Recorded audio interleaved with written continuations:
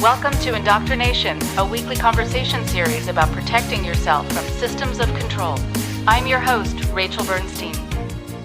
Hi, everyone. Before I introduce the guest for today, please go to patreon.com/indoctrination. Your support is what helps maintain the ability for people to hear it, for people to be on it, for people to be assisted by it. And so thank you so much. Patreon.com/indoctrination. And also, I have been putting out some webinars and other videos that are available on my website. So please go to rachelbernsteintherapy.com and check out some of the content that you can get there, along with what I'm putting out through the podcast.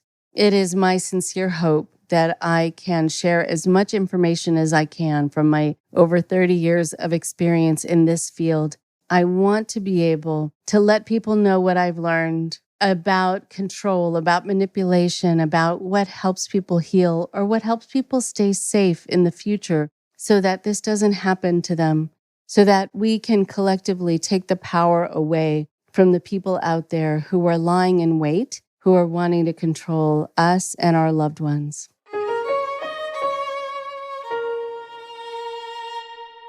And so for today, we have a special guest. We have Renee Thomas. Renee holds a Bachelor of Science in nursing while also being a tattoo artist and human rights activist. She was born and raised in the Unification Church, otherwise known as the Moonies, as a second-generation blessed child. A decade after leaving and processing life outside the cult, she now speaks about the experience publicly with the hashtag #XMoonie. She'll also talk about what it means to be a blessed child. And she is the host of Blessed Child, a podcast where people can come together and speak frankly on their vast range of experiences within the moon cult and other systems of control. Blessed Child is a place for survivors to find community, deconstruct old belief systems, and share stories, very much like this podcast. It was great getting to know Renee, and I hope to talk to her again. Here she is now.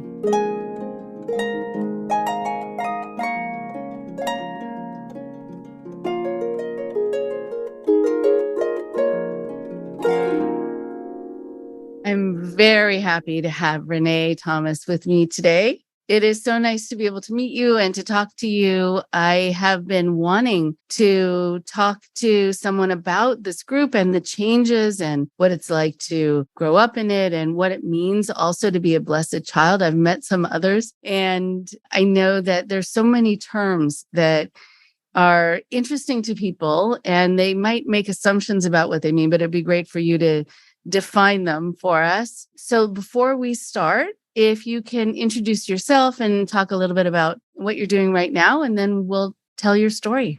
My name is Renee Thomas, as you mentioned. I was born in the Unification Church as a second-generation blessed child. That was the title given to me. I am an ex-member of the Unification Church, about 12 years out now, I want to say.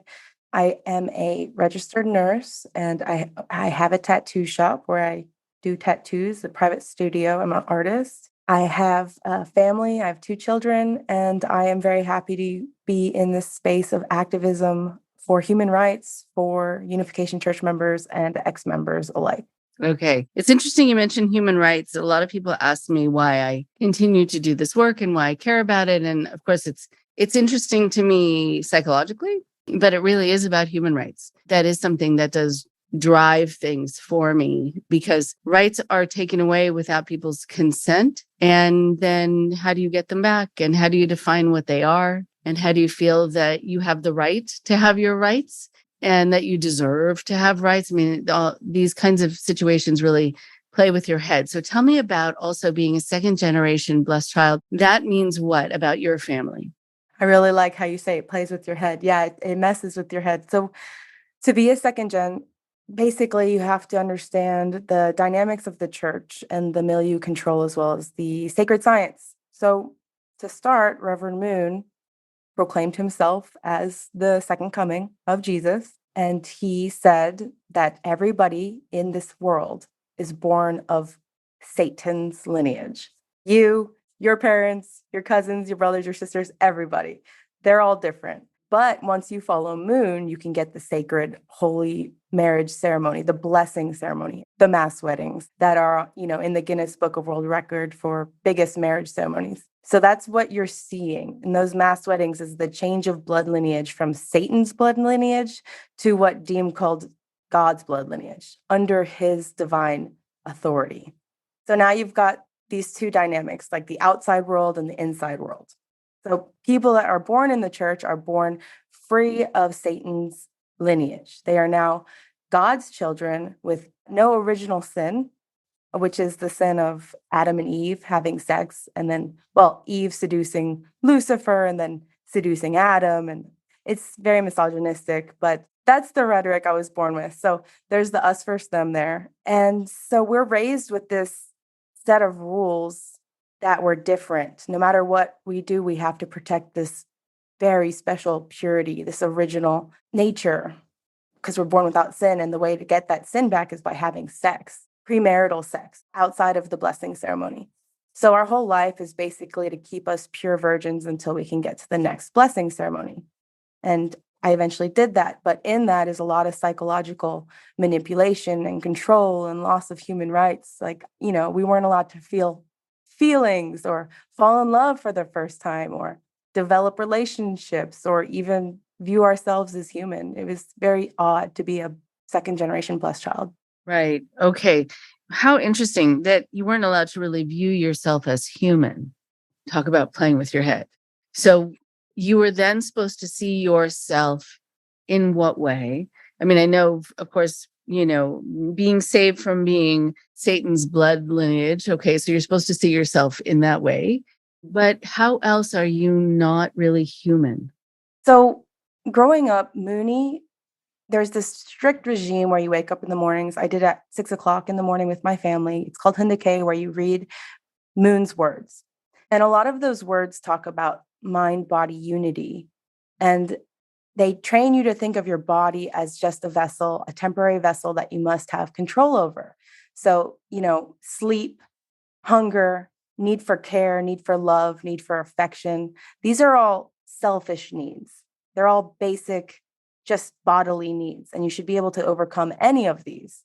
And this was my experience. I'm sure there's so many different experiences on a spectrum within the Unification Church, because there's cults inside of cults, there's different organizations. Everybody has a different culture. But in the culture I was raised in, if I voiced that I had needs as like a child, I was looked at like, oh, that's your fallen nature. You're just being selfish, or you're caning out. Or like, I was sent to live away from my parents. And when I told my dad I missed him, he's just like, oh, you're just an attention seeker. You need to do more conditions. If you were talking too much, like about your needs, I was told to do a no talking condition for 21 days, stuff like that.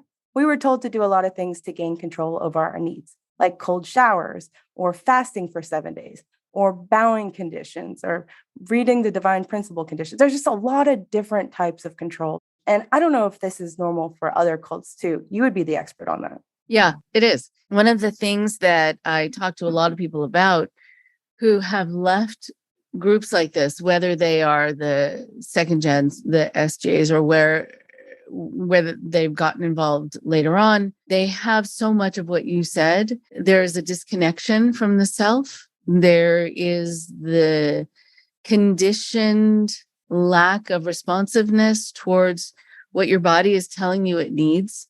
There's a judgment placed on it, and that people who are hungry, they don't really need to eat. That's a spiritual hunger. They need to fast more. They need to go longer without food.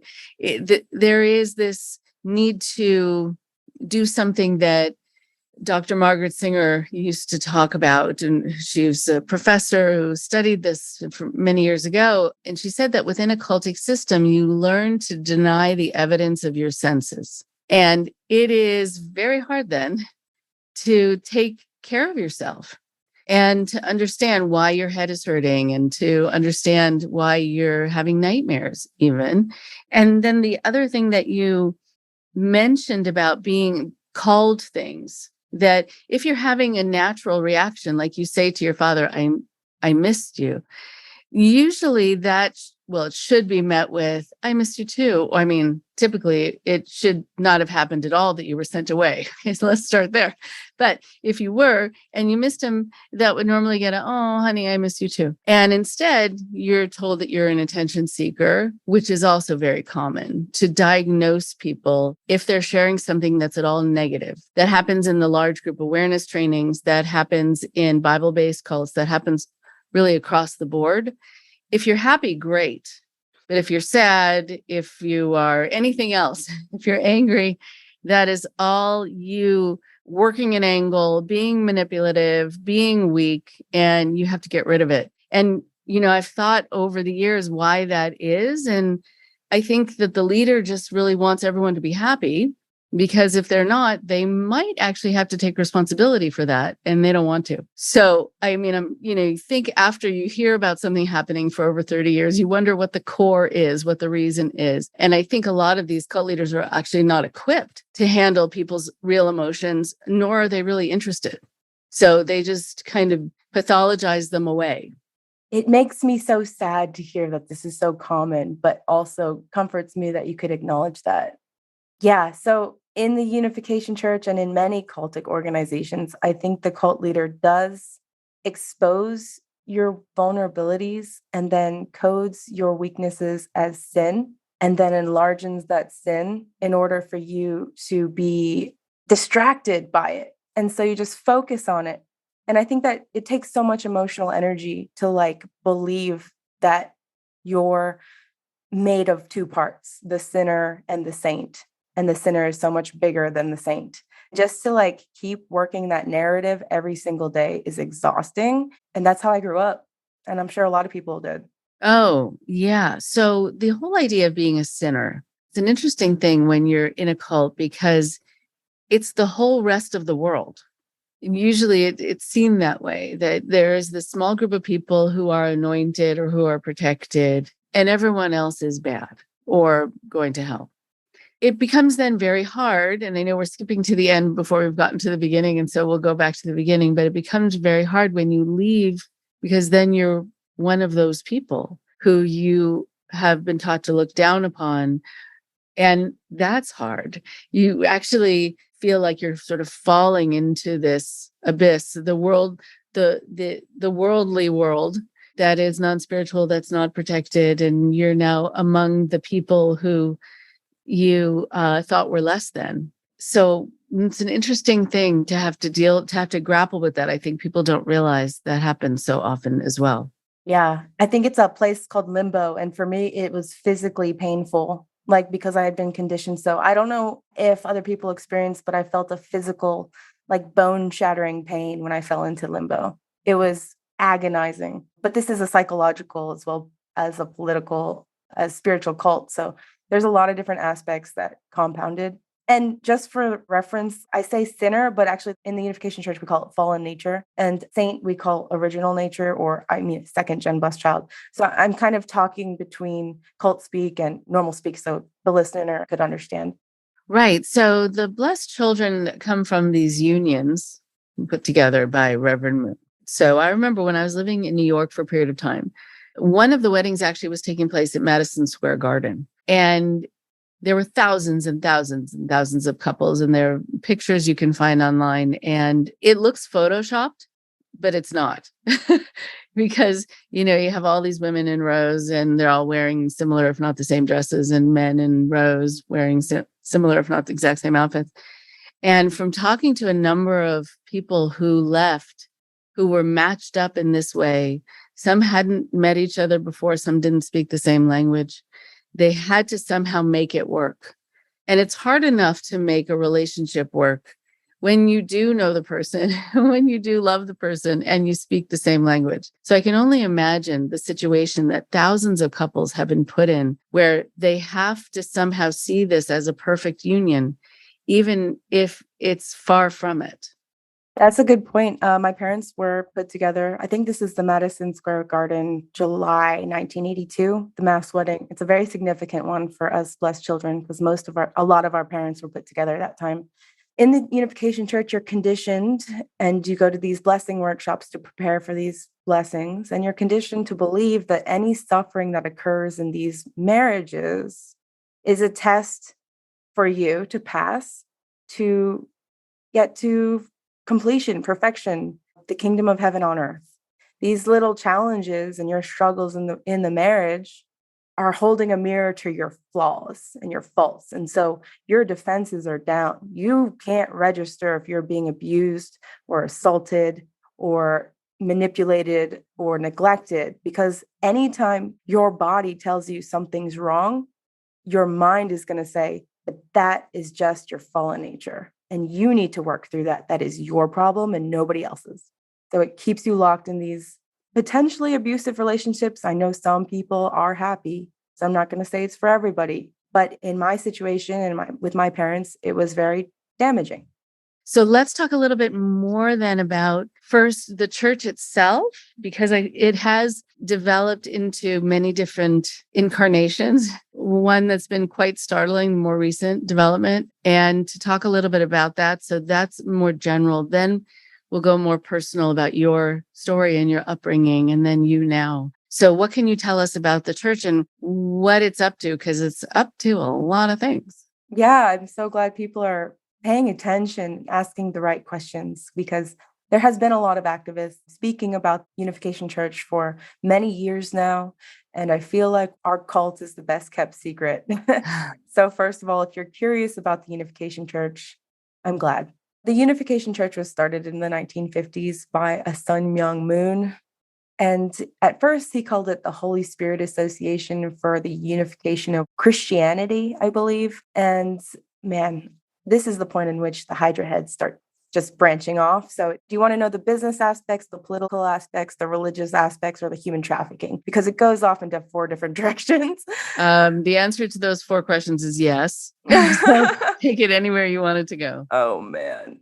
Well, I do know, I remember being kind of blown away that suddenly I found out that they owned the Washington Times. Okay, so you want to go political. Let's start political, because I remember that being shocking, and people still, they don't know that, the news they're getting is being filtered through this group.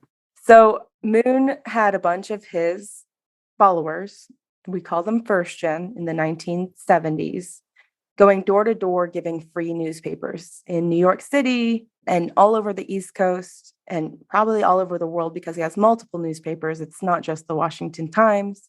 There's also Seikei Ilbo, Seikai Nippon in Japan, and there's also one in South America. So there's multiple media outlets.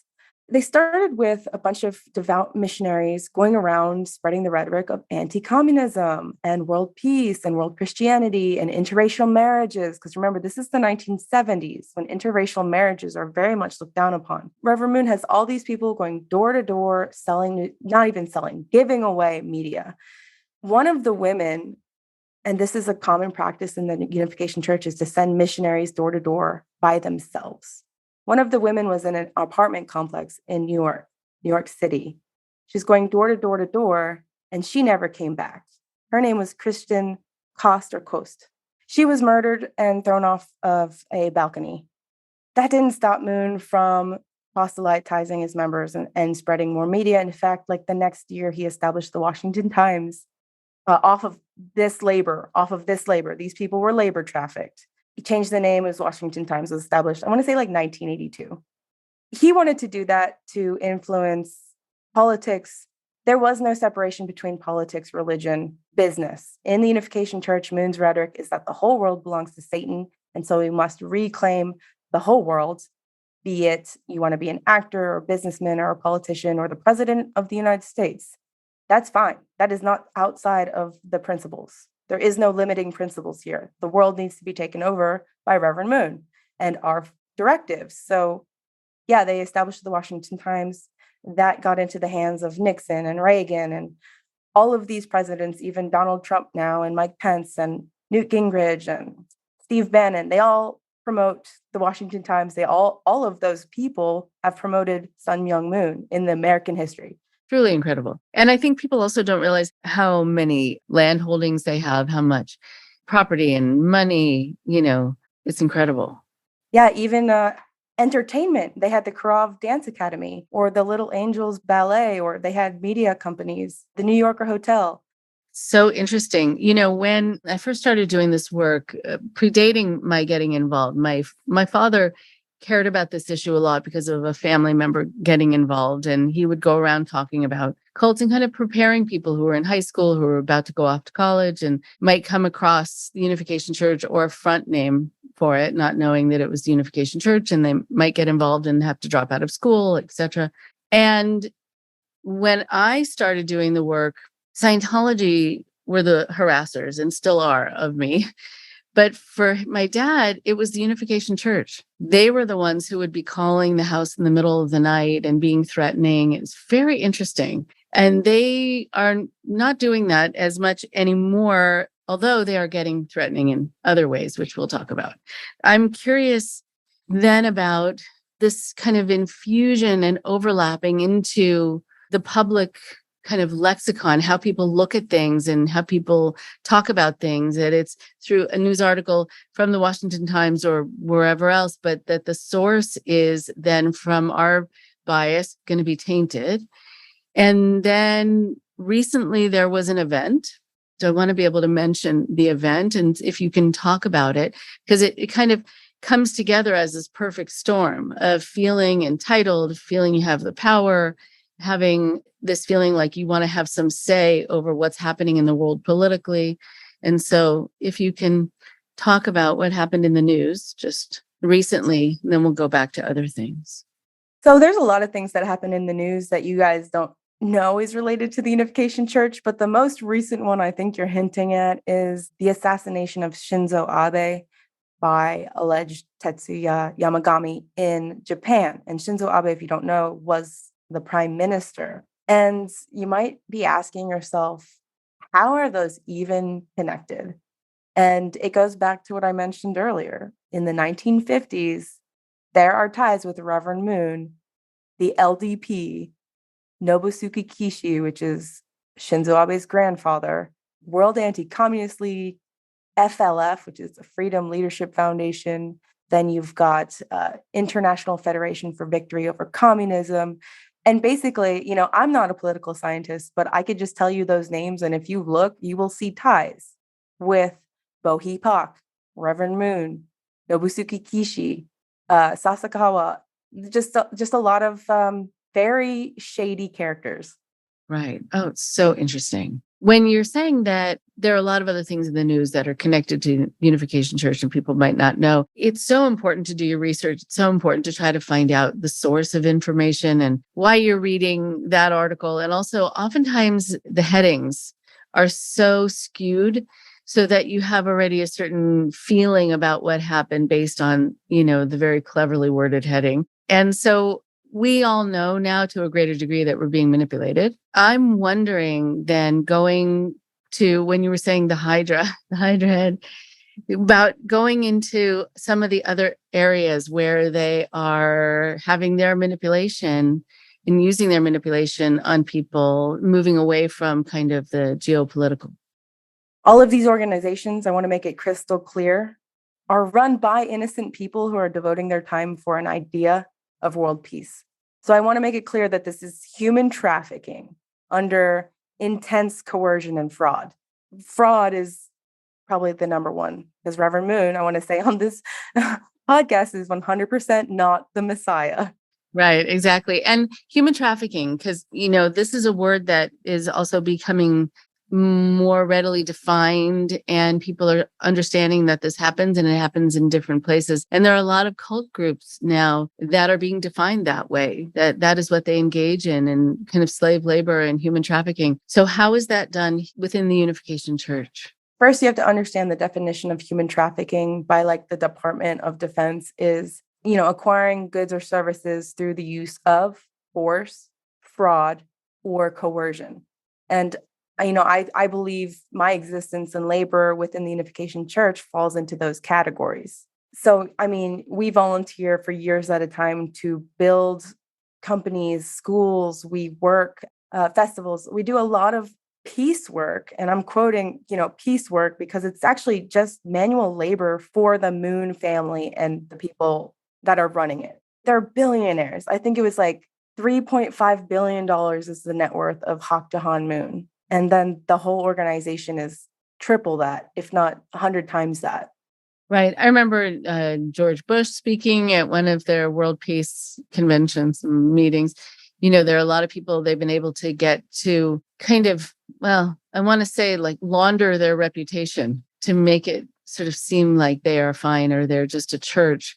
Okay. So we covered human trafficking, and I'm so glad you brought that up, and what's happening politically. I know also there have been some pictures that people have come across on the internet about people holding AK-47s while in a service. Can you talk a little bit about that? Sure, yeah, that's Sean Moon's branch. Sean Moon is the son of Reverend Moon. There was a falling out, you could say, when Reverend Moon died, who would be the inheritor and spiritual leader of the Unification Church. And that's where, again, another fork in the road happened. There's Hak Jahan's original group with Family Federation for World Peace. There's Preston Moon's group with GPF, and I might get these organizations confused because there's literally thousands of front names. But you're asking about the Rod of Iron Ministries, so that's Sean Moon's group. And you might be thinking, wow, AK-47s, that's new. But I want to make it like crystal clear that Moon also had weapons factories a long time ago, long before Sean Moon started peddling his AR-15 with Trump's face engraved in it, saying, "Make America Great Again." Like long before Trump's son visited Car Arms in Pennsylvania, like long before that. Moon started a weapons factory in South Korea. I think it was called Tongil, and that's a conglomerate. There's a lot of different businesses under that group. There's Tongil Heavy Industries that branched. There's Salo Japan, that's a weapons factory. And then there's Car Arms, Magnum Research, and Auto Ordnance. And all of those are owned by the Moon family. So they've been making weapons for decades. This is not new. It's just Sean's putting a new spin on it, like the Rod of Iron is an AK. And they should worship the weapon. Moon introduced the idea of peace police, peace militia. That was, I think, in like 2003. When he wanted to launch a political party in South Korea. So we've been very invested in politics and weapons for a very long time. So it's not as shocking for me because I'm like, oh yeah, that's the normal evolution of this cult. Right. Okay. And so it is going to be surprising for other people, especially because the phrase world peace is used over and over and over again. And so again, it's a way of making it seem like it is this peace-loving organization, and it doesn't at all fit with what's really happening. And, welcome to cult land. I mean, this is sort of how it happens, and that it's not just that they're saying something slightly different. It's like opposite day every day within a cult. And so that's kind of the head-spinning part of a lot of this too, and like what's real and what's not. I'm wondering also about the locations that they used to own. I remember going to visit Tarrytown, and I don't know if they still have these places, these compounds. Yeah. So Reverend Moon was a man that traveled all the time, and he made sure to have a mansion on every like major geopolitical location. So we called these like North Garden, Morning Garden, Belvedere, like East Garden.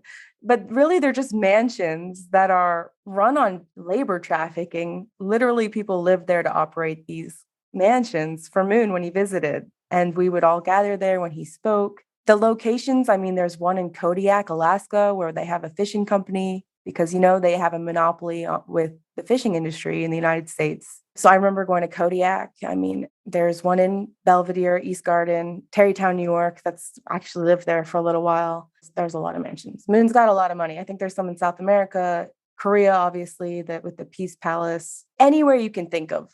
Incredible. That's so spiritual, isn't it? To have a mansion everywhere. Well, at least we're invited. Like we get to like kiss his feet there. We get to kiss his feet there. Right.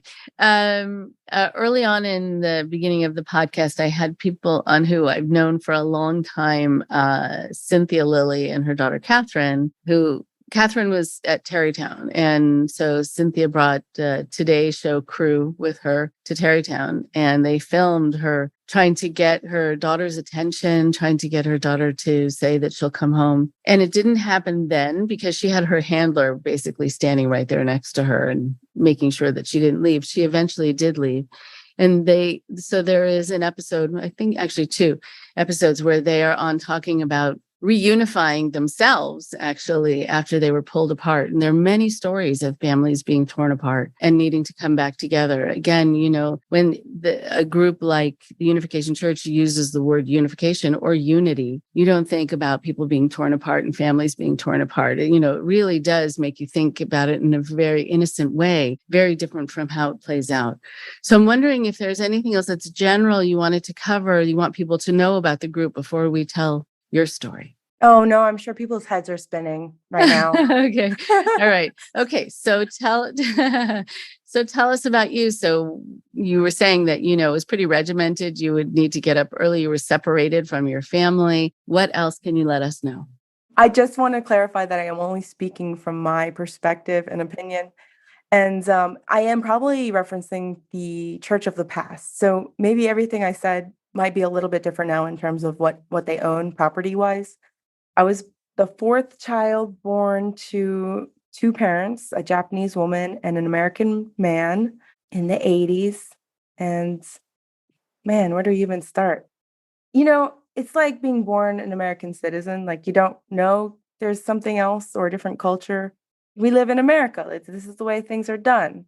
So I guess that's what it was like being born into this as a 2nd-generation Unification Church member. Like, this is the way things are. This is the way things are done. This is our culture. Like, what's so weird about that? Especially because we were so big. We would go to Tarrytown, or we would go to the Manhattan Center. We had college campuses. We had elementary schools. We had church homes all over the United States.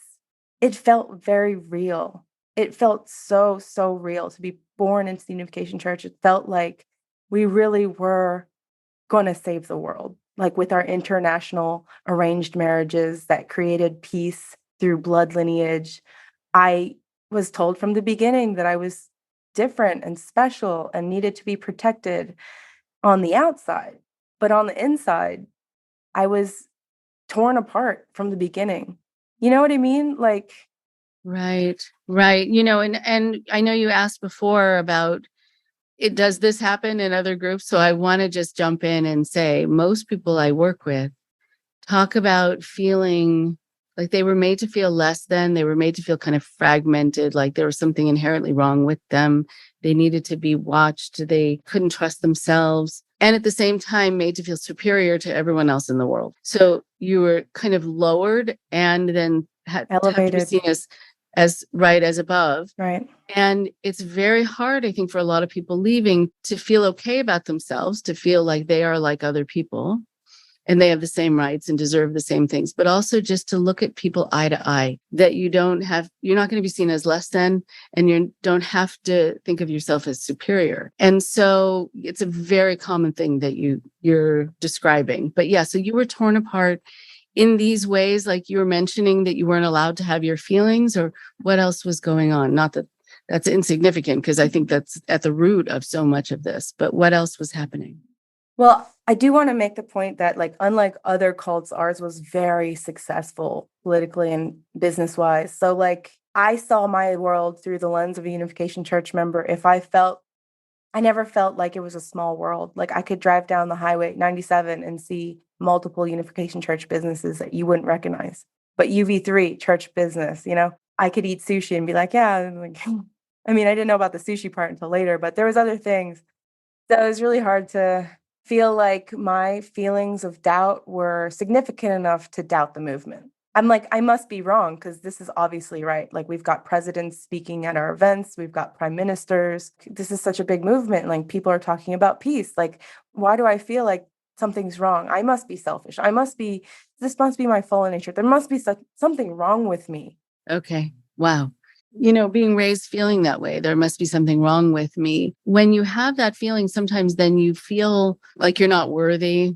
You feel deserving of being treated a certain way, or you just don't feel like life is going to get better because you're inherently flawed. There's so much that can be a part of how you feel about yourself because of that. Yeah, and then it's masked with that superiority complex, like a shallow narcissist, like superiority complex that acts as like a veneer or a shield. And so sometimes you appear completely whole on the outside. And so it's so hard to help people like us because we look like we've got it together. It's like this perfect thought reform system of control in the Unification Church that makes you just good enough to blend in. Right, right. I think most people also, they have this sense that they're fine, or they come across like they're fine because they've learned to appear fine because you're supposed to be happy. And so if you betray that, if you show that you're actually miserable, then that's not going to bode well for you. So yeah, a lot of people look fine and they're not at all there. They feel like a wreck inside, but they've learned how to act. And I'm sure you've heard of the condition alexithymia. Oh, yeah. Oh, talk about that. Yeah, yeah. Yeah. So I feel like myself and many other second generation blessed children were raised to ignore our bodily cues and sensations because they were coded as selfish, right? So a lot of us in leaving find it difficult. I especially find it difficult when I first started leaving to articulate my feelings. Even in the movement, I would be fundraising for the church. And when I got a sale, I would start crying. Tears would start streaming down my face. And I would just smile through it. And like, thank you so much. I'm so grateful. But my body knew that I was homeless, selling product door to door for Moon and his organization, sleeping on the streets for a year, not showering anywhere but the ocean. This is the fundraising programs that they have you do. And I was crying because I needed help, but I never registered those feelings. That is how detached I was from my body, that I was being labor trafficked in every sense of the word, and didn't even register that I needed help. And they would do that for a while. And that was when I was 17 years old. And I think only now in my 30s, I'm starting to actually register my body's feelings as valid. My emotions are valid. And I can feel those sensations. And I just want to say, if anybody's out there, it's possible to get to know yourself no matter how old you are. Oh, I'm so glad you said that. And when you said, if there's anyone out there, yes, there are, these podcasts, it's really lovely. Actually, there are many thousands of listens per week and it's wonderful. And I hear from a lot of people who will say, I learned to not dismiss my emotions by hearing people tell their story, but also I learned to not put myself down for having them. And once you're in the world and you get to see that someone is upset about something and it's okay, or there might actually be some compassion, believe it or not, that comes your way because you're having a hard day, which would not be the way it would be treated there. That when someone says, oh, I'm so sorry that happened to you, for former cult members, they'll say that the response they get, just the natural response they get from other people, actually helps inform them that what they're feeling is real and normal and probably should have been attended to in that way before, because it's impacting the person they're telling it to in this kind of lovely way. And then it really validates, wow, this is real. This is real. Yes. Oh, man.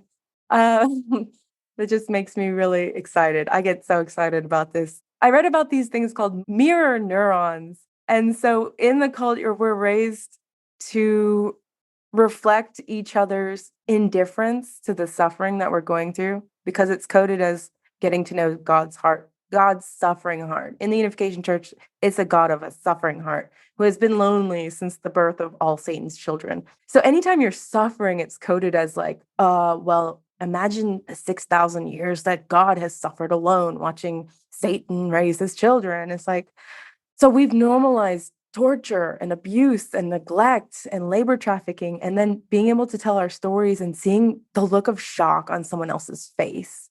It's like, oh, my mirror neurons are waking up and realizing, oh, there's a different way. There is a different way to view this. And it makes me feel like a whole person a little bit more than the way I viewed myself in the cult. Right. Because there's a deadening, there's a desensitization. And suddenly when something happens, you could even be bleeding and someone comes over and says, "Are you okay? Can I get you something?" And you realize what happens to me matters, and it even matters to other people. Right. Yeah. Like tend this wound. It's yeah, a deaden and numb inside. So many people I talk to are like, yeah, I feel so numb inside and I'm trying to integrate and it's a challenge. It's not easy, but it's possible. It is possible. I think sometimes people, and then I want to hear more about how you left. Sometimes people are worried about suddenly having feelings because they're afraid that once they start to have them, they won't be able to stop. They won't be able to maintain them, control them. It's like people who have withheld their anger for many years. They're actually afraid they're just going to explode and they're going to go off and not be able to regroup. And it often does not happen that way. You release it and then you find this sort of homeostasis. You find the place where you can feel some calm. So I don't want people to be afraid of suddenly having these emotions and letting them out. It won't overtake you. It might feel out of control for a while because you've been storing them. There's an accumulation over years. And you might not like that you're having these emotions because you might feel like people might be seeing you a certain way, or you might be seeing yourself in a certain way.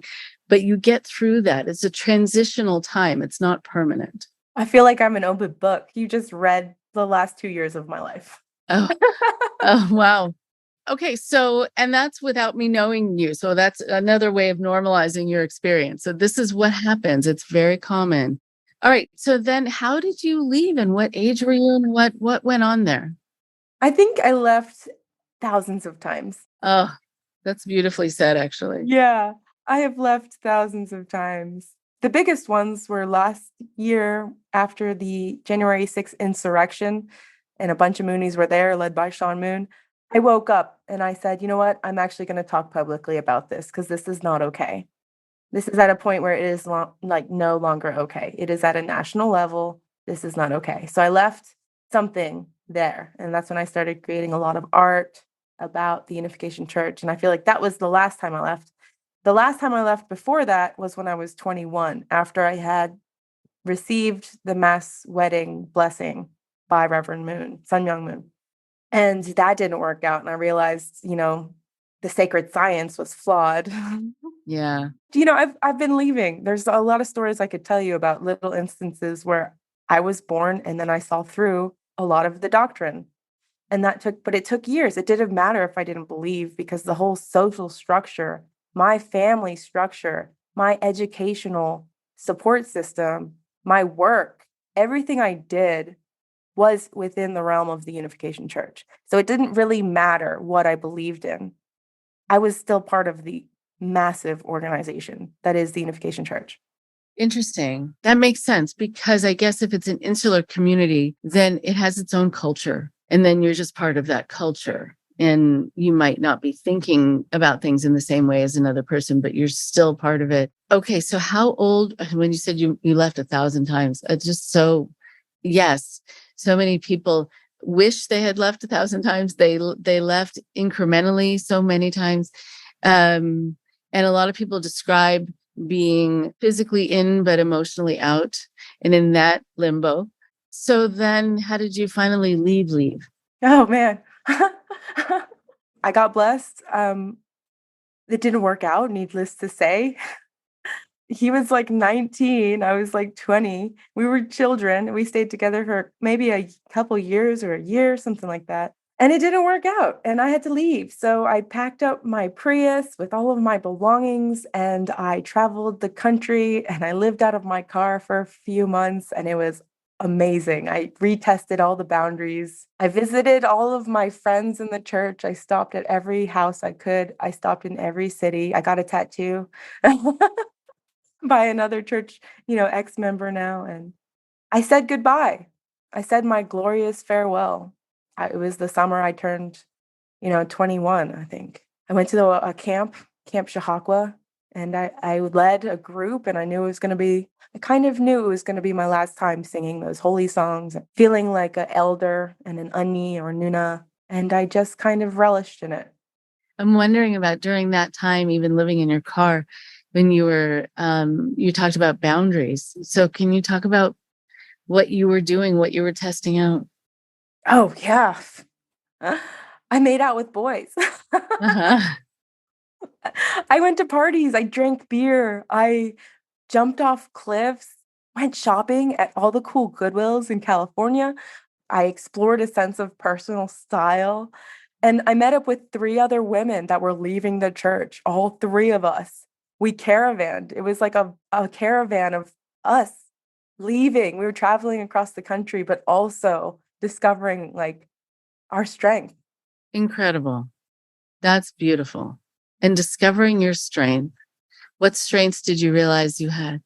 Yeah, I could say no. I didn't have to view myself as fallen for having fun and not judging people for not being in the church or not judging myself for wanting to live, or having personal preferences.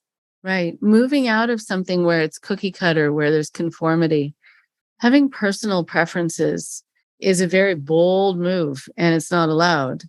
I mean, you can have them, but you can't express them, and you can't feel good about them. And so I think about then you really just saying goodbye and having to leave everyone. And so who in your family is still there? This is going to be hard for me to talk about. So, my mom is still in the church. Mm-hmm. Yeah, I feel like I lost my mom to the church. Mm-hmm. I don't know why it's so hard for me to talk about. She left a long time ago. A long time ago. It's a really weird dynamic because he put my parents together in a miserable situation and commanded them to have children. So it's really complicated because if it didn't happen, I wouldn't be here. But also, because it happened, I don't have her. Right. Yeah. I mean, I understand you wanting to show gratitude that you exist. And I'm glad you're happy about that. But to go back to generalizing the message, because I know it's hard to talk about it personally. And you can share as much or as little as you want in terms of your own personal emotions here. But when people are involved in some sort of religious organization or any kind of cultic group that takes them over, the group and the leaders stand squarely between everyone, really, especially between the people who stay and the people who leave. And you can feel like someone has chosen someone over you or chosen something over you. And that's something that I hear time and time again. And it's hard because that person in can still love you. But when someone loves you, you want to be their priority. And within a cultic system, that rarely comes across.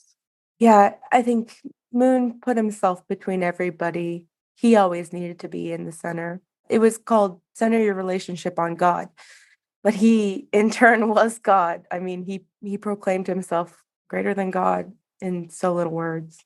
We prayed in his name. But to be clear, my mom, I haven't lived with her since I was 7. It's a long mother wound. It's just unfortunate that when I became an activist last year, I hadn't heard from her in years. But the only thing she had to say to me was, if you don't love Reverend Moon, then somebody didn't raise you right. Um, But she your chose not to. mom said Yeah. that too. Okay. Okay. I said, well, where the hell were you? Right. Right. That's going to usually be said by someone outside of your family, not by your parent, who is the one raising you.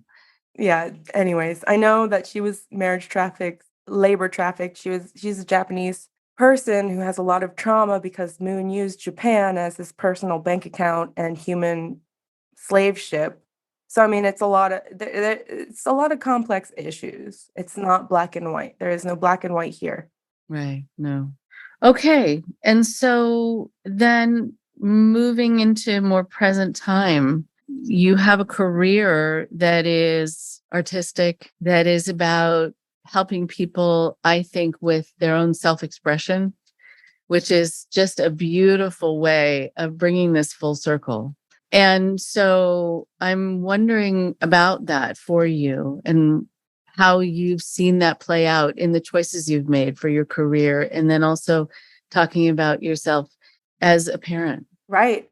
I guess my career started as, let's see, I went from selling things on the street for the church to coming home and selling things on the street for me. And then I became a bartender and I wanted to help people. And that was a place where I could deprogram from the thought reform of the Unification Church because I got to interface with a lot of different people. And because it's a small town, I got to interface with a lot of the same people for a very long time. So I could realize that everybody is human. There's a story behind everybody. And it could get rid of this complex guilt that I felt and this veneer that I was given that I was different. And I could realize everybody's the same. And I want to help them. I want to help people because it helps me to help them. So while I was a bartender, I went to college and got my nursing degree. And I became a nurse and I got to help people and I got to talk to people. And then I saw some limitations in that because of the way the system runs, the healthcare system. And there's a lot of limitations to floor nursing, and I felt like I needed something else. And all this time I held my story inside. I didn't even want to open the floodgates of I was born in a cult. I just was operating as best as I could to just try to integrate as a whole person and see the world where we were all people. That was my journey for the last 10 years. I just wanted to see people. I just wanted to feel human. I just had to get rid of that shell. And that's why my career brought me to art. COVID happened. I lost daycare for my kids and I couldn't work as a nurse anymore. I had to figure something else out. But I also had this longing, to figure myself out too. And I've always been an artist. Even in the church, I started drawing when I was a child. And I had a good friend, shout out to Red the Inker, who was like, I could teach a monkey how to tattoo. Come on down to the tattoo shop and I'll show you a thing or two. And I thought it was just going to be a day hangout, But I picked up that tattoo machine and I've never gone back. Okay. There's a beauty in being able to be in community with people who want to tell their stories on their skin or honor their loved ones. And it's a sacred art to have the privilege to tattoo on somebody. And it's also therapeutic for me because it brings me into my body. I have to be in my body. I have to have my hands on somebody else's body. I have to be in the moment. I have to live. Yeah, I have to live. I have to live right now because these movements are forever.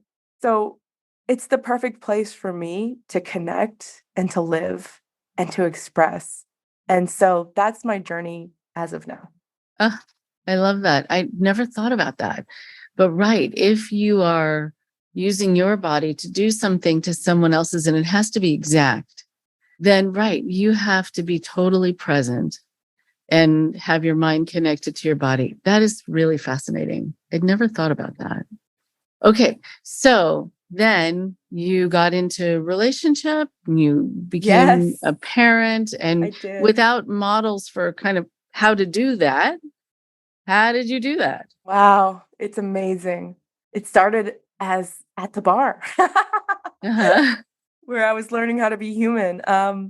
My husband was the liquor supplier. So he worked at the liquor store down the road from the bar. And I had to go get the liquor every Sunday from the liquor store. And I met him there. And we became friends. He started working at the bar naturally because he wanted to be near me, of course, as the bar back and bartender. And we became good friends. It was just friendship. It was platonic at first. I was really wild, throwing parties after work, doing crazy things. I had bought a house that was dilapidated. Well, okay, I was labor trafficked on OLT, a fundraising program in the Moonies, and I made that hundreds, thousands of dollars a week. And we would every time we capped at $5,000, we'd make a deposit to the Moons or the organization or whatever. So we never had more than $5,000 in the van that we lived in. And so the only good thing I got from being labor trafficked by the Moons is that I never spent money. I learned how to save money. Yeah. So as a bartender, I saved $20,000 and had it under my bed. And I bought a house with that. And you can imagine the kind of house $20,000 can buy. It had no floors. It had holes in the roof. There was cats crawling up into the floor because there was no floor. But I had parties there. And my husband, now husband, I guess he saw some red flags. He's like, is this chick okay? I would have parties. He would come, and then he realized everybody's too drunk and I've lost my mind. So he would buy everybody food, make sure everybody got fed, get them the hell out of my house, and then lock the door. And I would see him the next day at work. Not sure what had happened. Like, Wow. Okay. But naturally protective. naturally so protective. He's a guardian type. Thank God that he sent my husband my way because he saved my life. I mean, many times. And through those acts of kindness and just a true show of character, I fell in love with him. And we got married 2 years after that. And then we had a kid, and then we had another kid, and we're still married. And he has helped me tremendously on my healing journey. He's my best friend.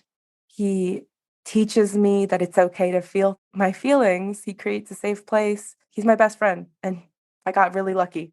Yeah, you did get really lucky. And you also, I'm sure, bring a lot to the table too. I want you to be able to give yourself credit, which is going to be an unnatural thing to do.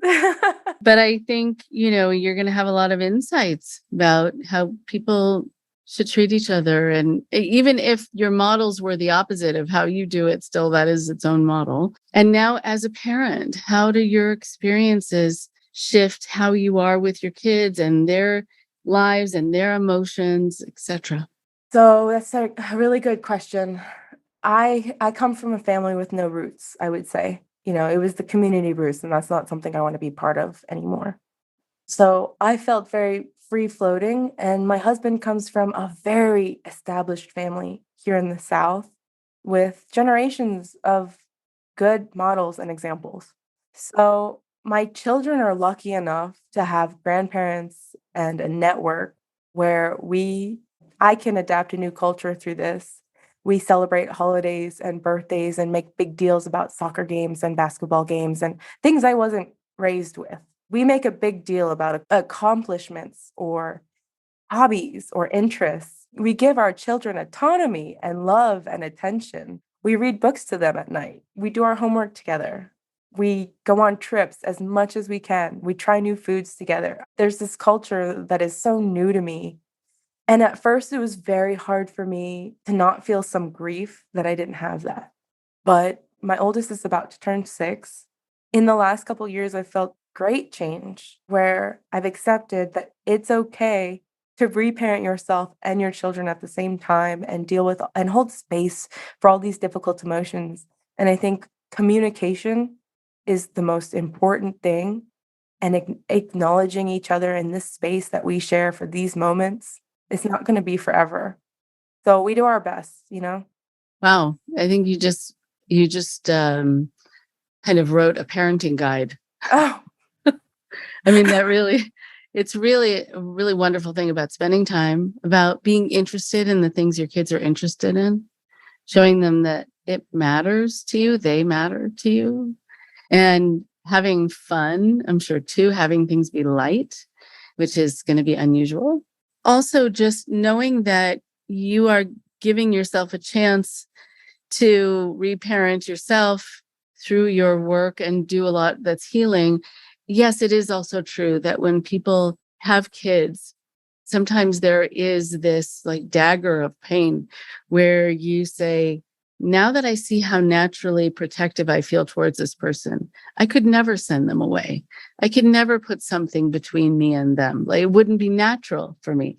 How could that have been natural for my parents? Right? It is a hard thing. It's a hard thing to look at. And so I understand that feeling. That is a hard one. it is. Yeah, it is. Okay. So what else, just as we're finishing up, what would you like us to know about the group, about your experience, anything that you wanted to be able to impart? When I was leaving, I left behind an entire community, an entire world. And I felt like there wasn't any place to be in limbo. You had to hold all of that to yourself. And now there are large networks for deconstruction. There are lots of resources for Unification Church members questioning or deciding to leave. I do want to say, there is the #XMooney hashtag on Instagram. There are multiple podcasts. I have one myself. It's Blessed Child Podcast. And there's a dozen others. I think it is important to create space for people in limbo because without that support system, there are many people who succumb to the psychological pressures that we were raised in. And we fall into depression, anxiety, suicidal ideation, psychosis. This limbo it's a dangerous place to be in alone. So, yeah, I want to say that there is support systems in place through ICSA, through these podcasts. And yeah, if you find yourself in limbo, please reach out. Like, we're creating community. Yeah, it's hard to heal alone. And we'll offer links in the bylines, but if you can let people know the name of your podcast and where people can find you, that would be great. Okay. My podcast is Blessed Child Podcast. It's a place where we can tell the real stories about what it meant to be a blessed child instead of the veneer that we were given. You can find my art or my tattoos on Ren Robot Art. And yeah, any imparting wisdom is please value yourself, have compassion for yourself, and yeah, know that you're worth it. Yeah, you're worth making the hard steps. All of this is very hard to do. It's hard to feel things. Feelings are difficult. It is. I'm glad you're talking about support systems. There are suicides that take place where people feel very much alone and they feel like there aren't choices out there for them. And it's also very hard to think about getting counseling when you don't have a place to live. You have no means of really supporting yourself in other ways because sometimes people leave without skills or without the kind of education they need. And so support systems are good for that too, where they can take care of each other and buy food for you or help you find a place to live and also emotionally support you. There are so many cults that have now been around for so long. And it just means that there are going to be millions of former members. So no one has to feel alone. And even if you came from a group where maybe there were 3 people in it, your experiences are probably going to overlap so much because the methods of control that are used overlap so much that you can find a home with other people who are from other groups. So I just don't want anyone to feel isolated in their recovery and their healing. I'm really glad you brought that up. Yeah, something you just said, I'm wondering, you would probably know more. Is there any financial resources in place that people can access after leaving a cult? Because being homeless was one of the biggest challenges on leaving. I lived in my car. I distanced myself from my family who would reindoctrinate me. There was no place unless you were very resilient and very determined to get out. It's a hard place to be in. And it shouldn't, I would really hope, I don't know if domestic violence shelters take survivors. I consider what was done to me violence without physical assault. It was emotional, mental, financial. Right. I think also about the school children who are homeless. How are they supposed to focus on writing an English paper? What? They don't know where they're going to be that night. They don't know if they're going to have dinner. People's basic needs do need to be taken care of. It's fundamental. And other people have the means to help. There are a couple of funds, but not enough. And there really do need to be more. And so if anyone's listening and they want to put something together, please do. There are some that are for particular groups, like former members of particular groups, but I'm sure they're willing to open their doors to other people as well. So they do exist, but they're fewer and farther between than they should be. But yeah, I hope that motivates someone who's listening to want to put something together. Thank you. I love ending on a call of action because, yeah, I know many second-gen blessed children feel trapped or have completed suicide because these systems of control are enormous and very, very difficult to get out of. So I guess that's what I would like to end on. It was so nice to talk to you and to get to know you. and to hear about your experiences. And I know that, there are hours more conversations we could have and stories to share. But I think this is a good start. If you ever want to talk more, please let me know. And I'm sure the people listening are going to be drawn into your story and probably want to hear more as well. So we'll probably be back in touch. But I wish you well, and I wish you a good, fun, rich, wonderful day with your family. And I hope to talk to you again soon. Thank you so much for having me.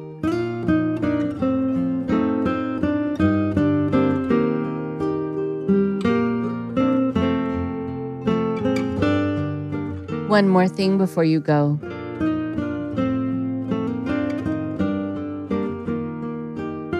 Thank you so much to Renee for sharing so much about her experience. I'm so glad that she is working on not only healing herself, but simultaneously providing a forum for people within the community, providing a place where people can hear people's stories and share people's stories. It's an interesting thing when you are raised being called something that you're not feeling you are, that you're being called a blessed child, but you're not really feeling like your life is very blessed. There is a disconnection. There is a dissociation that takes place, a splitting off from this thing that you're supposed to be and the thing that you actually really feel like. The way other people are meant to view you, but the way you really view yourself feels so different. It is disconcerting and it is disorienting. So much of what she talked about too is that in the choices she's making now about the things that she's doing and the job that she has, she's wanting to feel connected to the self. She's wanting to really merge those parts of herself, no longer be what people saw her as or how she was supposed to see herself or how she was supposed to feel and have it be different from who she is, but instead be connected, be integrated. It is so, so, so important. What I think is so important too was that she talked a lot about feeling like she was being diagnosed, she was being insulted. And that happens so often within cultic groups, that you're made to feel that your natural human instincts, your natural emotions are somehow diagnosable. They're demonized. They're seen as weaknesses. They're seen as manipulations. It's like people in relationships with malignant narcissists, if they get to the point of so much frustration, they don't know what to do with themselves. They get to the point of so much gaslighting, being so overwhelmed or being so exhausted by feeding someone else's ego that they just start to cry or they start to yell. And then that same person who has driven them to that point then calls them dramatic or says that their tears are just a manipulation. It's like her father telling her, "You're being an attention seeker," when she just was saying that she missed him.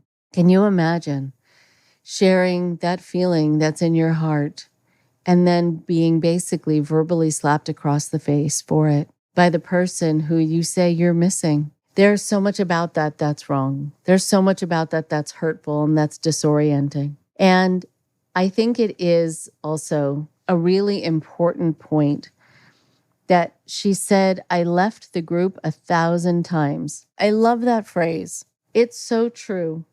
It's true of people in systems of control. It's true of people in relationships with controllers. They have planned their escape. They've planned their goodbye letter. They've planned their goodbye speech. They've packed their bags. They're ready to go, and then they stay. And I know that I've done some videos and other things to explain why people stay. Why people stay in situations like this. You can check out any content that I've put out on any of my social media or check it out on my website. But there are a lot of reasons people stay. There are a lot of people who say exactly as she said. There are people who will say to me, "Listen, I'm really, really, really unhappy." Like people who are sent to me by their families who are really upset and worried about them being involved with a particular controller or being involved in a particular cult group. And the person in this situation will say to me, "It's not that bad. I can handle it. I get a lot from it," or "I don't think there's anyone else out there for me or any other place really for me." They've sort of convinced themselves or been able to be convinced that this is the only life they're able to have. This is the only life they deserve to have. This is the only place where they can get the answers or they can be happy. But truth is, it's where they're going to remain very unhappy. And so when I talk to people who are thinking about leaving but just don't leave, I'll sometimes ask them, where do you think your life would be a year from now?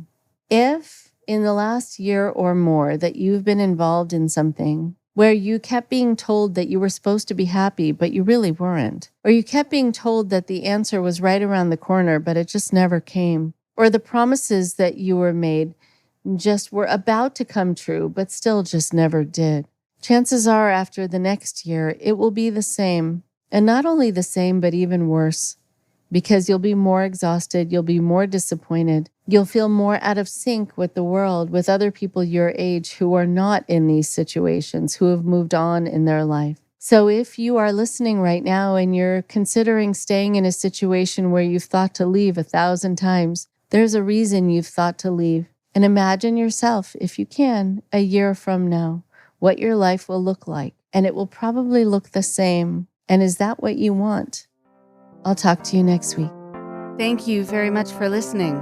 Please support IndoctriNation on Patreon at patreon.com/indoctrination.